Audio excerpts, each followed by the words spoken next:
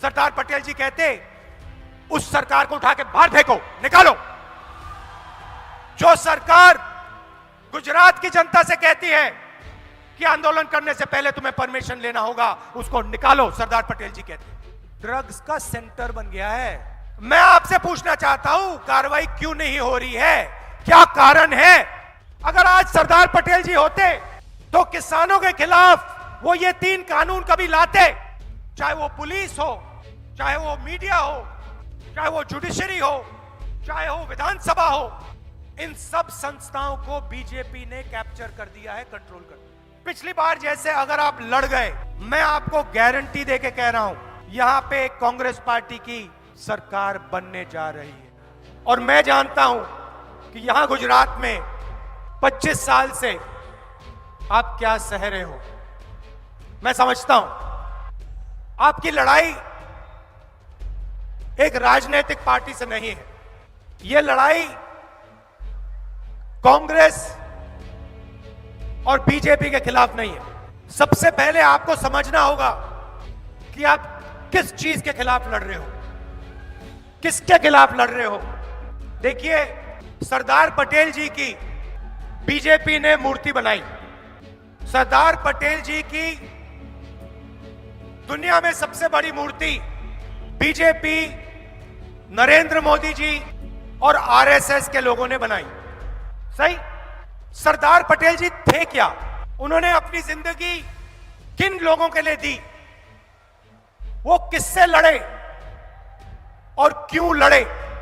सबसे पहले सरदार पटेल जी सिर्फ एक व्यक्ति नहीं थे। आपने उनकी शरीर की मूर्ति बनाई, मगर वो सिर्फ एक व्यक्ति नहीं थे। वो गुजरात और हिंदुस्तान की किसानों की आवाज थे।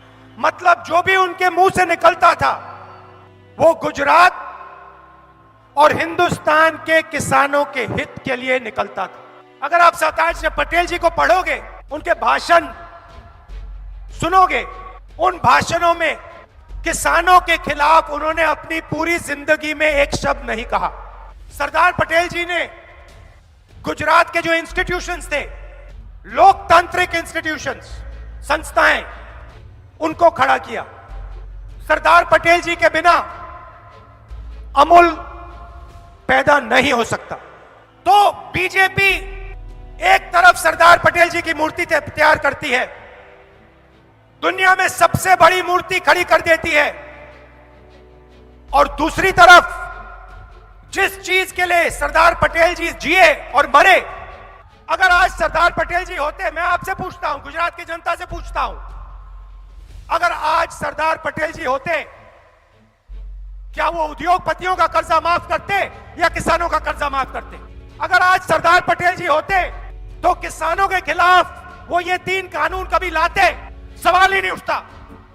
मर जाते मगर ये कानून नहीं पास होने देते। ये सच्चाई है। एक तरफ मूर्ति बनाते हैं और दूसरी तरफ उन्हीं की सोच पर आक्रमण करते हैं, उन्हीं का अपमान करते हैं। कांग्रेस पार्टी ने छत्तीसगढ़ में, राजस्थान में, मध्य प्रदेश में, पंजाब में, कर्नाटक में किसानों का कर्जा माफ किया। जहां भी हम सरकार में आए, हमने कहा पहला काम सरदार पटेल जी जो करते वो हम करके दिखाएंगे, और हमने कर्जा माफ कर दिया। यहां भी 3 लाख रुपए तक का कर्जा हम माफ करेंगे हर किसान का। अब देखिए, मैंने आपसे पहले कहा आप लड़ किसके खिलाफ रहे हो। आमतौर से लोकतंत्र में राजनीतिक पार्टियों के बीच में लड़ाई होती है, कांग्रेस और बीजेपी पार्टियों के बीच में होती है, और जो प्रदेश के, देश के जो इंस्टीट्यूशंस होते हैं, संस्थाएं होती हैं, आमतौर से ये न्यूट्रल रहती हैं, ये अंपायर का काम करती है। चाहे वो पुलिस हो, इलेक्शन कमीशन हो, मीडिया हो, बाकी जो इंस्टीट्यूशंस होते हैं, संस्थाएं होती हैं, ये एम्पायर का काम करती है। मगर गुजरात में जिन संस्थाओं को सरदार पटेल जी ने बनाया, जिन संस्थाओं की नींव सरदार पटेल ने रखी थी, चाहे वो पुलिस हो, चाहे वो मीडिया हो, चाहे वो जुडिशरी हो, चाहे वो विधानसभा हो, इन सब संस्थाओं को बीजेपी ने कैप्चर कर दिया है, कंट्रोल कर दिया। मतलब यहां पे आप एक राजनीतिक पार्टी से नहीं लड़ रहे हो, यहां पे आप गुजरात का जो प्रदेश है उसकी हर एक संस्था के खिलाफ, मीडिया के खिलाफ, आमतौर से मीडिया ऑपोजिशन के साथ रहता है ना, मगर ना, ये बेचारे यहां आते हैं, इनकी गलती नहीं है, इनको सच्चाई दिख रही है, मगर इनको जो मालिक जो पीछे बैठे हैं वो कहते हैं भैया देखो मुद्रा पोर्ट में ड्रग्स मिला, इसके बारे में ज्यादा कुछ बोलना मत। भाई और बहनों, गुजरात ड्रग्स का सेंटर बन गया है और सारे के सारे ड्रग्स इसी मुद्रा पोर्ट से निकल रहे हैं, मगर आपकी सरकार यहां पे कोई कार्रवाई नहीं कर रही। मैं आपसे पूछना चाहता हूं कार्रवाई क्यों नहीं हो रही है? क्या कारण है?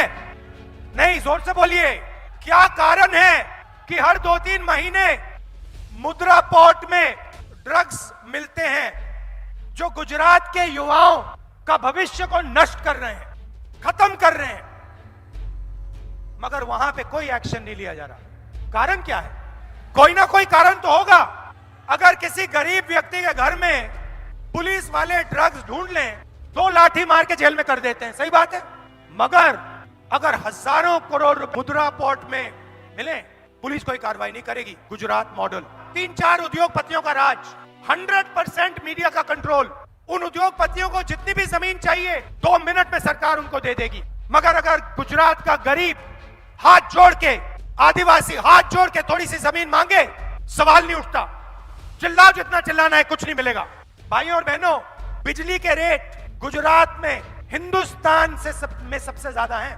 नेक्सस है, वही 2-3 कंपनियां हैं, वही नाम है, आपके जेब में से पैसा निकलता है, सीधा उन्हीं 2-3 उद्योगपतियों के जेब में जाता है। और ये आप सालों से देख रहे हो, लोकतंत्र पर आक्रमण, गुजरात की जनता पर आक्रमण, कोई कुछ बोल नहीं सकता गुजरात में। गुजरात एक स्टेट है जहां पे आंदोलन के लिए परमिशन लेनी पड़ती है, जिसके खिलाफ आप आंदोलन करोगे उसको परमिशन देनी पड़ेगी पहले, आंदोलन करने से पहले। यह है गुजरात। और आपने पूरे हिंदुस्तान को, अगर हिंदुस्तान के किसी भी व्यक्ति को व्यापार समझना हो, बिजनेस समझना हो, तो गुजरात उसको सिखा सकता है। आप सबसे आगे हो, मगर आपकी स्ट्रेंथ क्या थी?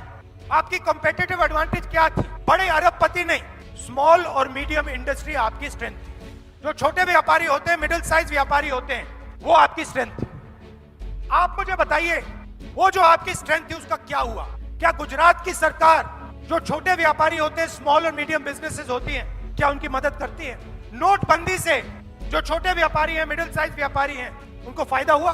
आप किसी भी दुकानदार से पूछ लीजिए, आपको बताएंगे, सब के सब बताएंगे कि नोटबंदी ने हमें नष्ट कर दिया, गलत जीएसटी लागू की। वही सवाल आप फिर से पूछिए, किसी भी दुकानदार से पूछिए, जीएसटी से आपका फायदा है या नुकसान? वो आपको बताएगा नुकसान, नुकसान, नुकसान। तो अगर किसानों को फायदा नहीं, मजदूरों को फायदा नहीं, छोटे व्यापारियों को फायदा नहीं, स्मॉल और मीडियम बिजनेस को फायदा नहीं, तो फायदा किसको? वही 3-4-5 बड़े उद्योगपतियों को।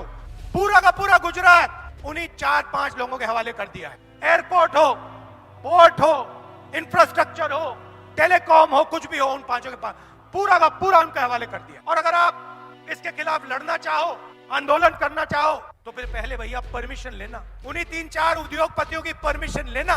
क्या सरदार पटेल जी ने अंग्रेजों से आंदोलन करने के लिए परमिशन लिया था? अगर आप सरदार पटेल जी से कहते कि एक ऐसा दिन आएगा कि जनता की आवाज उठाने के लिए गुजरात में परमिशन लेनी पड़ेगी, सरदार पटेल जी आपको क्या कहते? सरदार पटेल जी कहते उस सरकार को उठा के बाहर फेंको, निकालो। ये सच्चाई है। तो आप किसी एक राजनीतिक पार्टी से नहीं लड़ रहे हो, और सरदार पटेल जी भी आपके जैसे कांग्रेस के कार्यकर्ता थे, कांग्रेस के नेता थे। पिछले चुनाव में मीडिया के मित्रों ने कहा था कांग्रेस पार्टी तो लड़ाई में नहीं, और 6 महीने में बीजेपी की हवा निकाल दी आप। मगर आप बब्बर शेर जैसे लड़े, एक साथ खड़े हो गए, विचारधारा के लिए लड़े, गुजरात के किसानों के लिए लड़े। देखिए, मीडिया कुछ भी कह ले, बस आपको गुजरात की जनता के साथ खड़ा होना है, और आपकी सरकार गुजरात की जनता की सरकार, गुजरात की आवाज की सरकार बन जाए। सरकार बनने के बाद गुजरात की जनता के लिए कांग्रेस पार्टी क्या करेगी? किसानों का कर्जा माफ करेगी 3 लाख रुपए, पहला काम। दूसरा काम, आपको याद होगा कोविड आया था, कितने लोगों की मृत्यु हुई? 3 लाख लोग। क्या बीजेपी की सरकार ने कॉम्पनसेशन दिया? अगर आज सरदार पटेल जी जिंदा होते, क्या सरदार पटेल जी कहते नहीं देना है कॉम्पनसेशन? तो जो सरदार पटेल जी कहते वो कांग्रेस पार्टी करेगी, 4 लाख रुपए कॉम्पनसेशन हर व्यक्ति को देगी। किसानों का बिजली बिल माफ करेगी, और 300 यूनिट बिजली के जनरल कस्टमर्स को देगी। 3000 इंग्लिश मीडियम स्कूल और लड़कियों के लिए मुफ्त में शिक्षा कांग्रेस पार्टी देगी। हजारों स्कूलों को बीजेपी की सरकार ने बंद किया है और जो मिल्क प्रोड्यूसर्स हैं उनको 5 रुपए की सब्सिडी और गैस सिलेंडर जो आज 1000 रुपए का है वो हम 500 रुपए में देंगे। जो यूपीए के समय में 400 रुपए हुआ करता था जो आज 1000 रुपए है। और सबसे बड़ी चीज जिससे मैं खत्म करना चाहता हूं, बेरोजगारी और महंगाई कि बीजेपी की पॉलिसीज ने, नोटबंदी ने, जीएसटी ने छोटे व्यापारियों उनकी रीढ़ की हड्डी तोड़ दी है। भाई और बहनों, सच्चाई ये है कि 2-3 अरबपति इस प्रदेश को रोजगार नहीं दे सकते हैं।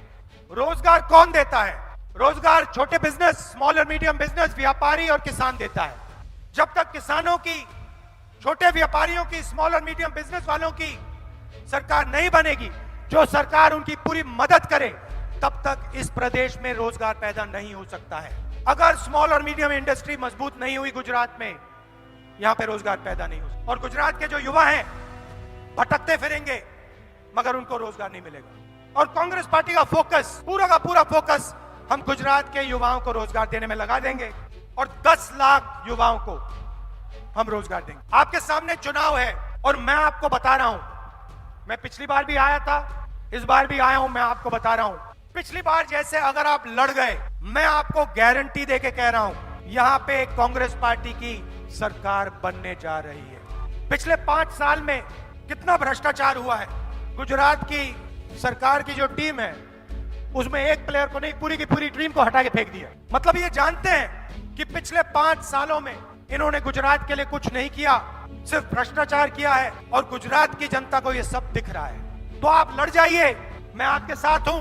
अगर आप लड़ गए, अगर आप कांग्रेस पार्टी की विचारधारा के लिए लड़ गए, अगर आप किसानों की आवाज के लिए, मजदूरों की आवाज के लिए, आम जनता की आवाज के लिए लड़ गए, मैं आपको गारंटी करके कह रहा हूं कांग्रेस पार्टी का कार्यकर्ता जीत जाएगा। आप हमारी शक्ति हो, आप हमारी रीढ़ की हड्डी हो।